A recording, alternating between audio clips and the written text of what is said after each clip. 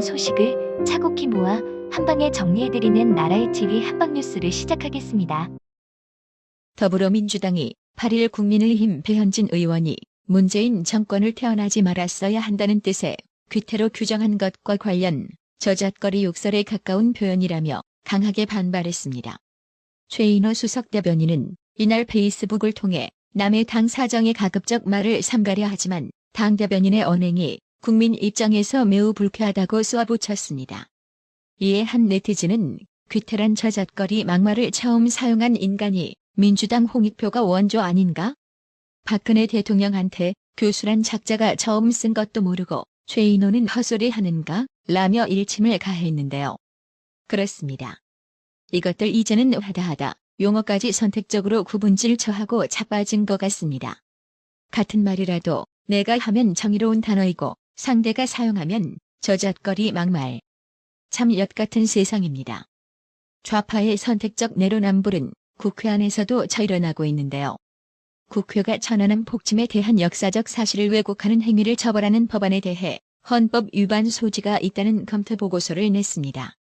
비슷한 내용의 5.18 역사 왜곡 처벌 법안에 대해서는 사회적 논란을 방지하고 피해자 인격을 보호하려는 취지라며 긍정평가한 것과 배치된다는 지적이 나옵니다. 9일 국회에 따르면 국방위 배용근 수석전문위원은 국민의힘 한기호 의원이 대표 발의한 천안함 생존 장병 지원 등에 관한 법률에 대한 최근 검토 보고서에서 부정적 의견을 담았습니다. 천안함 폭침을 왜곡한 사람을 5년 이하의 징역이나 5천만 원 이하의 벌금에 처할 수 있도록 한 조항에 대해 신중한 검토가 필요하다고 사실상 제동을 걸었습니다. 배용근 수석전문위원은 역사 부정 행위를 처벌하는 것은 국가가 역사적 사실에 대한 판단을 독점하게 되는 결과를 초래한다는 문제와 함께 표현의 자유와 학문의 자유 등을 침해해 위헌적 요소가 있다는 비판이 제기되고 있다라고도 했습니다. 그러나 앞서 법사위 허병주 전문위원은 더불어민주당 이형석 의원이 대표 발의한 5.18 민주화운동 등에 관한 특별법 개정안에 대한 검토 보고서에서 역사 부정죄의 위헌 소지를 거론하지 않았습니다. 5.18 왜곡 처벌법은 민주당의 단독 처리로 조만간 국회 본회의를 통과할 전망이지만 천안함 왜곡 처벌법은 국방위 법안 소위 문턱을 아직 넘지 못한 상태입니다. 국방위 관계자는 천안함 희생자 유족과 생존자들이 폭침 사건에 대한 유언비어로 트라우마를 겪고 있다며 국회에 상반된 검토보고서 내용이 의아하다고 말했습니다. 이번에는 문재인과 윤석열에 대한 여론 동향을 살펴보는 소식입니다. 문재인의 추미애와 윤석열 검찰총장 갈등과 관련한 사과가 지지율 하락세를 막지는 못했습니다. 문재인의 지지율은 35.7%로 역대 최저치를 기록했습니다. 윤석열 총장 징계를 둘러싼 갈등 심화, 우한 코로나 재확산, 부동산 문제 등이 영향을 미친 것으로 보입니다.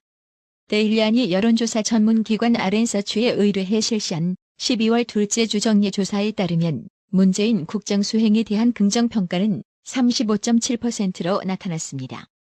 전주 대비 4.8%포인트 하락한 것으로 2017년 11월 데일리안과 RN서치가 정례조사를 시작한 이래 최저치입니다.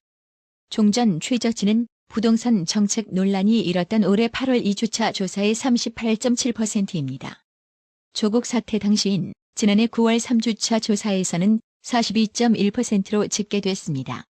부정평가도 올라 60% 선에 육박했습니다. 부정평가는 전주 대비 5.3%포인트 오른 59.4%로 취임 후 역대 최고치입니다. 긍정평가와 부정평가의 격차는 13.6%피에서 23.7%포인트로 더 벌어졌습니다. 해당 소식에 네티즌들은 3%여도 놀라운데 35%? 기가 막힌다. 코로나 덕 좀 보았지만 길어지니깐 하락하는군. 전국민 지원금 풀겠는데라며 여전히 여론조사 지지율이 높은 것에 의구심을 나타내며 지지율을 반등시키기 위해 재난지원금을 뿌릴 거라고 예상하기도 했습니다. 또 국민 절반이 이해 충돌 논란을 빚은 바 있는 이용구 신임 법무차관 등이 합류하는 징계위의 징계 결정이 불공정할 것이라고 내다봤습니다.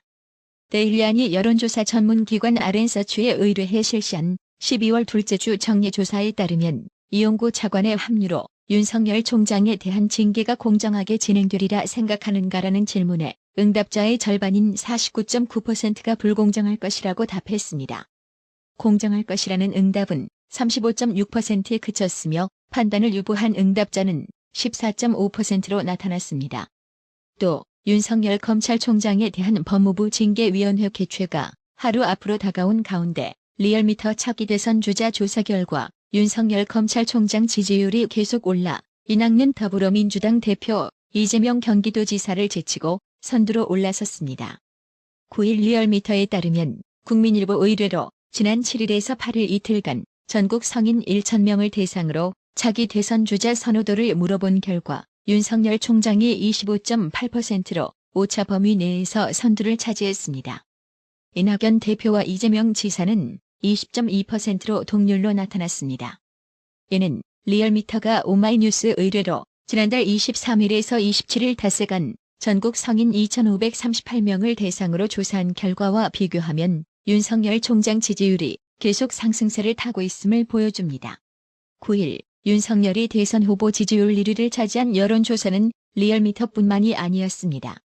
쿠키뉴스 의뢰로 여론조사 전문기관 한길리서치가 지난 5일부터 7일까지 전국 만 18세 이상 남녀 1,002명을 대상으로 차기 대선 주자 선호도를 조사한 결과에서도 윤석열 총장의 지지율은 28.2%, 이재명 지사 21.3%, 이낙연 대표 18.0% 순으로 나타났습니다. 9일 김경한 전 법무부 장관 등 변호사 612명이 추미애 법무부 장관 해임을 촉구하는 성명을 발표했습니다.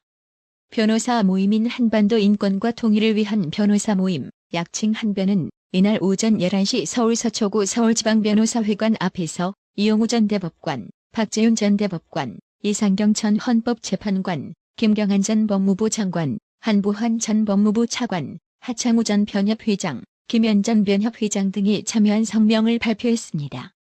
서명 참여자 612명 중 약 450명은 한변 소속 변호사는 아닙니다. 이들은 10일로 예정된 윤석열 검찰총장에 대한 징계심의회의는 문재인이 연출하고 추미애가 주연하는 윤석열 총장 직원에게 법치 파괴 행위임이 명백하다고 비판했습니다. 이어 윤석열 총장에 대한 징계 사유와 징계 절차 모두 흠결이 있음이 법무부 감찰위원회와 법원에 의해 객관적으로 밝혀졌다며 추미애가 윤석열 총장의 징계 사유로 법관 성향 파악 문서가 법관 사찰에 해당한다고 주장했으나 사찰 피해자인 판사로 구성된 전국 법관대표회의는 공식 대응조차 하지 않았다고 했습니다. 이들은 뒤늦게 문재인은 징계 절차의 정당성과 공정성을 부각하고 있으나 정치적으로 편향된 이용구 법무부 차관의 임명을 강행했다며 8일 야당의 거부권을 무력화한 공수처법 개정안의 법사위 일방 통과에서 볼 수 있듯이 문재인은 월성 원전, 라임, 옵티머스, 울산 선거 사건 등 살아있는 권력의 과학을 파헤치는 윤석열 총장을 비롯한 일선 검사들의 수사를 무력화하고 검찰이라는 준사법 기관을 정치에 종속시키려는 시도를 총지휘하고 있다고 했습니다. 이어 문 대통령과 추 정권의 법치주의 파괴를 강력히 규탄한다며 윤 총장에 대한 불법적인 징계 절차는 즉각 중단되어야 하며 문 대통령은 법치 유린을 즉각 중단하고 추 장관을 해임할 것을 촉구한다고 했습니다. 한편 윤석열 징계위원으로 참여할 예정인 이용구 법무부 차관이 박상기 전 법무부 장관에게 개인 사무실을 무상으로 제공한 혐의로 고발당했습니다. 법치주의 바로 세우기 행동연대 약칭 법세련은 8일 이용구 차관과 박상기 전 장관을 청탁금지법, 일명 김영란법 위반 혐의로 대검찰청에 고발했다고 밝혔습니다. 법세련은 이용구 차관이 법무부 법무실장 재직 당시 법무부 장관이었던 박상기 전 장관에게 퇴임 이후 연구실 마련을 약속했고 지난 4월 법무실장에서 물러난 뒤 서울 서초동에 마련한 개인 사무실 방 3개 중 1개를 박상기 전 장관에게 무상 제공했다고 주장했습니다. 전체 사무실 임대료는 월 300만 원으로 박상기 전 장관은 지난 8월부터 4개월간 400만 원 상당의 금전적 혜택을 받은 셈입니다. 더불어민주당이 고위공직자범죄수사처법 개정안을 비롯해 주요 쟁점 법안 처리를 밀어붙이며 입법 독재를 가속화했습니다. 제1야당인 국민의힘은 더불어민주당의 행태가 극악무도한 의회 민주주의 폭거라고 강도 높게 비판하지만 묘수가 없는 상황입니다. 주호영 국민의힘 원내대표는 의원총회에서 공수처법은 안건조정회의에서 야당 아닌 최강욱 열린 민주당 대표인 여당 의원을 넣어서 그것도 5개 조정사항 중 하나만 심의하고 나머지는 심의하지 않고 넘겼다며 전체 회의에서도 제대로 된 토론 없이 통과됐다고 상황을 전했습니다. 이어 다른 상임위에서 절차를 무시한 날치기가 속속 진행됐다고 개탄했습니다. 이제 민주당의 추악한 국회 입법 독재를 막아내기 위해서는 한 가지 방법밖엔 없을 것 같습니다. 지금이라도 국회 들러리 수준의 국민의힘 의원들 모조리 사퇴하길 바랍니다. 정의당 역시 9일 더불어민주당에 대해 공수처법과 같이 여야 간 수기와 합의로 처리되어야 할 법안을 의석수로 밀어붙이고 있다며 민주당의 의회 독주를 규탄한다며 융단 폭격을 퍼부었습니다.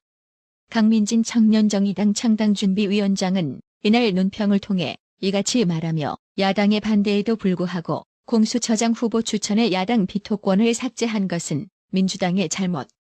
공수처법이 이런 방식으로 처리된다면 공수처가 전 국민에게 신뢰받는 기구로 출범하기란 유언할 것이라고 성토했습니다. 국민의힘은 9일 고위공직자범죄수사처법 개정안 등 5개 법안의 필리버스터, 즉 무제한 토론을 신청하며 저지에 나섰습니다. 국민의힘은 이날 오후 본회의를 앞두고 공수처법 개정안 외에 국정원법 개정안, 대북전단 살포행위 처벌 규정을 담은 남북관계발전법 개정안, 5.18 민주화운동 특별법 개정안, 사회적 참사 진실규명법 개정안에 대해 필리버스터를 신청했습니다. 공수처법이 상정되면 곧바로 필리버스터가 시작될 예정으로 첫 토론자로는 김기현 사선 의원이 나섭니다. 필리버스터는 회기가 종료되면 자동 종료되기 때문에 정기 국회 회기가 종료되는 10일 0시에 종료됩니다. 민주당은 이미 10일 임시국회를 소집해 놓았기 때문에 이날 새벽 본회의에서 공수처법안을 표결 처리할 예정입니다.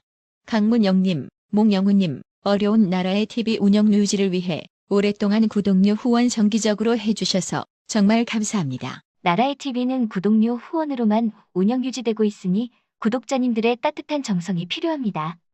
항상 뉴스 전달 방식에 노력하는 나라의 TV가 되겠습니다. 구독 그리고 알람 설정, 뉴스 영상 내용이 좋았다면 좋아요를 클릭해주세요.